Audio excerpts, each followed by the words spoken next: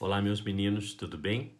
Vamos ao pedido da redação que o seu tio precisa que vocês me entreguem dia 9 de setembro.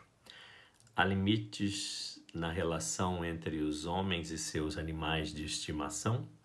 Esse é o tema. Eu mando os textos de apoio para vocês, tá ok? E o seu tio vai sempre lembrar vocês que eu gosto que as dissertações, porque temos apenas 30 linhas, elas sejam divididas em 4 parágrafos. Essa é parte da estrutura. O primeiro parágrafo, chamado Introdução, nós precisamos colocar nele o tema e a tese. A tese é o nosso ponto de vista, quer dizer, um bom ponto de vista. E também chamado de uma opinião crítica, ok? É preciso que a tese esteja realmente no primeiro parágrafo, na introdução. E com relação aos animais e sua relação com os homens, será que nós estamos tratando os bichinhos com o respeito devido? Será que nós estamos respeitando os instintos desses animais? Ou será que nós estamos colocando neles os sentimentos humanos, humanizando os bichinhos, deixando-os talvez estressados, cansados, irritados e antinaturais, né? Eles têm uma vida muito antinatural com os homens que colocam neles todo um sentimento de são meus filhos, são da família. Será que os bichinhos gostam disso? Não sei, a tese vem de vocês. Talvez haja um pouco de excessos, não é não? Talvez haja gastos demais, talvez haja energia demais gasta com esses animais de estimação, deixando de lado um pouco até as crianças, né? Que não sejam as crianças filhos ou da família, mas que sejam as crianças que têm necessidade. Será que nós não estamos deixando de olhar um pouco para as crianças e estamos excessivamente olhando para os bichinhos de estimação? São questionamentos que eu te faço, você que vai trazer a tese para mim. Os textos de apoio são ótimos para dar uma ideia para vocês, tá ok? Assim que você termina de fazer a introdução, você vai para o desenvolvimento. E o seu tio pede que o desenvolvimento tenha 2 parágrafos. Então, no segundo parágrafo, que já é o desenvolvimento, eu gostaria que vocês abrissem com um argumento histórico. A velha história do pensar assim, antigamente, como é que era a relação dos homens com os animais? Será que os cachorros eram usados para caça, para vigiar a casa, para trazer segurança, para cuidar do gado, para ajudar no pastoreio, né, dos animais? Será que os gatos eram usados para acabar com as pragas dos celeiros, matar os ratos? E atualmente? Atualmente os nossos bichinhos estão dormindo na nossa cama. Atualmente nós estamos comprando roupinha para o bichinho. Cada cachorrinho tem um tipo de alimentação específica. Estamos gastando bilhões de reais para criar os nossos animais de estimação. E eles são como filhos, né? São como da família. Que diferença, hein? Do passado para hoje. Depois eu queria que vocês usassem ainda nesse segundo parágrafo os argumentos numéricos. Posso tirar do texto, tio Fábio? Pode, dos textos de apoio. E tem muitos números. Ali nós vamos ter quantos milhões de animais de estimação temos no Brasil, quantos são cachorros, quantos são gatos, quais os outros tipos de animais, répteis, cobras, ratinhos, coelhinhos, peixes. Nós vamos ter muitos números, quanto que se gasta com os animais, quanto que se gasta com veterinário, quanto se gasta com alimentação. Todos esses números podem ser tirados de lá. Porcentagens, números, valores financeiros, datas, tudo isso são argumentos numéricos, ok? Quando chegar no terceiro parágrafo, que também é de desenvolvimento, eu gosto que vocês abram sempre com um argumento de autoridade.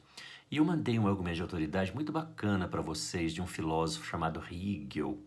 E a frase dele é muito boa, sempre entre aspas, não se esqueça, viu, pequenos, porque nós estamos tirando do Hegel. Essa frase não é nossa, então a gente põe aspas nela. E ela diz assim: a educação é a arte de tornar o homem ético. Então nós temos que depois explicar essa frase, nesse caso, né, no tema específico dos animais de estimação em relação com os homens. Talvez nós estejamos saindo um pouco da ética. A ética são valores, são regras de uma sociedade civilizada. Talvez nós estejamos exagerando um pouco na relação com os bichinhos. Não sei, você tem que questionar, depende da tese que você colocou, não é mesmo? Será que nós não estamos fugindo um pouco dos valores de uma sociedade? Porque muitas vezes nós criamos uns animais barulhentos, fedorentinhos, né, que fazem ali suas necessidades. num ambiente, por exemplo, de um condomínio, de um prédio, de um apartamento pequeno. E os vizinhos estão incomodados, não estão incomodados? Será que eu não estou saindo um pouco desses valores civilizacionais, incomodando meus vizinhos, deixando os cachorrinhos fazendo totô na rua e não recolhendo o totô? Poxa vida, será que isso é ético? Não sei não. A ética vem sempre com a instrução. Por isso que a educação é a arte de tornar um homem ético. Claro que nós estamos falando de uma educação formal, de uma educação acadêmica, de um conhecimento de mundo, um conhecimento de leis, um conhecimento da história, da geografia, da biologia, da matemática. É essa a educação que o Hegel diz que é necessária para que nós tenhamos ética. Explica isso para o seu tio, tá ok? Depois eu gostaria ainda no terceiro parágrafo que você colocasse argumentos de exemplificação. Pensa num filme, pensa numa série, pensa num livro, pensa numa história que você conhece, pensa no seu bichinho. Pensa num bichinho que você sabe que é tratado que nem filhinho, que é um pouco estranho, que às vezes até as crianças são deixadas de lado da família para que o cachorro tenha mais importância, né? Como tem um quadrinho, veja nos textos de apoio, tem um quadrinho que tem um menininho que chega no quarto e pergunta para o pai, posso dormir com vocês? E o pai diz assim, depende do Rex. E o Rex é o cachorro que está dormindo com o pai e com a mãe. Vejam essas questões todas. E no final, na conclusão, a gente tem que pensar que nós temos um problema para ser resolvido, uma resposta que foi feita, uma pergunta que foi feita, ela tem que ser respondida, isto é, temos que trazer uma proposta de intervenção. Pensar sempre assim, quem será que pode ajudar nisso, hein? Quem sabe uma organização não governamental, uma ONG, formada por terapeutas e por veterinários, né? Que com algum recurso, como possa instruir as pessoas de uma maneira correta de se utilizar dessa amizade com os bichinhos. Isso seria o quê? Para quê? Para que esse modo de convivência seja mais respeitado, que os bichinhos tenham seus instintos respeitados e que os homens coloquem-se nos seus lugares, tratando os animais como tal e não como humanos, que eles não são. Né? Vejam, os textos de apoio também trazem bem essa ideia. E no final a gente tem que trazer o detalhamento. O detalhamento, eu sempre gosto que você coloque a ideia de a família junto com a escola, tentando resolver a questão para que no futuro ela não se repita. Seria interessantíssimo, né, se na escola nós tivéssemos, por exemplo, algumas excursões para algumas fazendas para a gente ver o bicho, os bichinhos sobrevivendo livres e como que eles são tratados com respeito aos instintos que eles têm, né? Não como seres humanos. Isso eu não sei se vale muito a pena a gente defender, né? Uma tese que diz assim, não, os bichinhos têm que ser humanizados. Pouco esquisito. Acho que é mais fácil você dizer que tem que ter um certo equilíbrio na relação entre os homens e os animais de estimação. Acho que está um pouco de excesso, tá não? Eu vou colocar agora para vocês, explicado bem bonitinho, passo a passo, escrito, como que você deve fazer o primeiro parágrafo, segundo parágrafo, terceiro parágrafo, quarto parágrafo.